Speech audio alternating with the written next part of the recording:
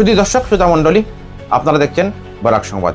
এই মুহূর্তের একটি গুরুত্বপূর্ণ সংবাদ নিয়ে আপনাদের সম্মুখে উপস্থিত আমি খয়রুল। মোল্লাগঞ্জের ক্রুক বিকাশ সিনিয়র সেকেন্ডারি স্কুলে এবার মাধ্যমিক পরীক্ষায় উত্তীর্ণ ছাত্রছাত্রীদের সংবর্ধনা প্রদান করল স্কুল কর্তৃপক্ষ। স্কুলের অধ্যক্ষ দেবাংশুনাথের পৌরোহিত্যে সভায় বক্তব্য রাখতে গিয়ে মুখ্য অতিথি হিসাবে আকাইদুম হায়ার সেকেন্ডারি স্কুলের বিষয় শিক্ষক সমীরণ বৈদ্য বলেন, শিক্ষার উন্নতির শিখরে পৌঁছার প্রথম চাবিকাঠি হল মাধ্যমিক পরীক্ষায় ভালো ফলাফল অর্জন করা, আর অসফলতা করলে গন্তব্যস্থলে পৌঁছানো কঠিন হয়ে যাবে। সেই জন্য আগের চেয়ে আর বেশি করে অধ্যয়ন করার পরামর্শ দেন তিনি। স্কুলের অধ্যক্ষ দেবাংশুনাথ বলেন, ক্রুক বিকাশ সিনিয়র সেকেন্ডারি স্কুল ছাত্রছাত্রীদের প্রতি বছর চূড়ান্ত সুনাম অর্জন করে আসছেন। এবার মাধ্যমিক পরীক্ষায় সুনাম অর্জন করে অব্যাহত রয়েছে।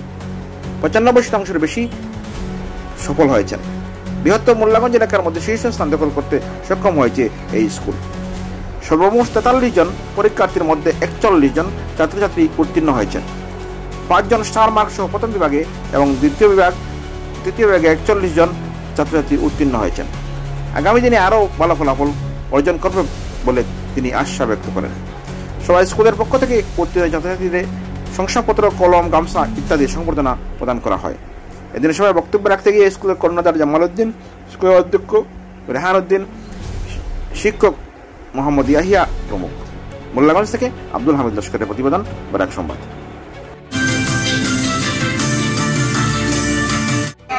আমি এটার সঙ্গে জড়িত ইনডাইরেক্টলি,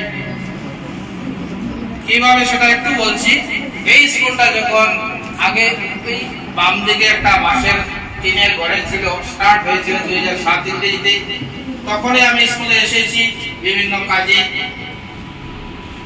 আমারও একটা স্কুল আছে, ক্রুক বিকাশ বিদ্যাঙ্গন নামে, বর্তমানেও আছে স্কুলটা, কিন্তু বর্তমানে ক্লাস 5 অবধি চলে।